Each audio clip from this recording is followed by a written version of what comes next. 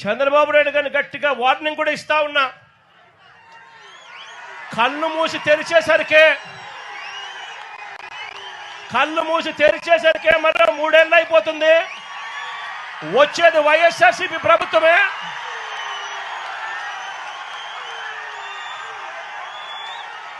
ఈ private defence కంపెనీని ఇక్కడి నుంచి షిఫ్ట్ చేస్తారని చెప్పి కూడా చెప్తా ఉన్నాం.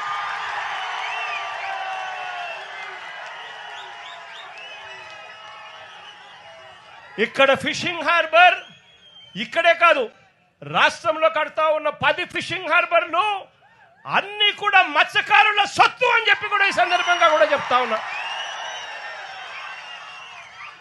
దీన్ని ఎవ్వరూ కూడా వాళ్ళ దగ్గర నుంచి తీసేయలేరు. చంద్రబాబు కాదు కదా, వాళ్ళ తాత కూడా తీసేయలేదని చెప్తా ఉన్నా నేను.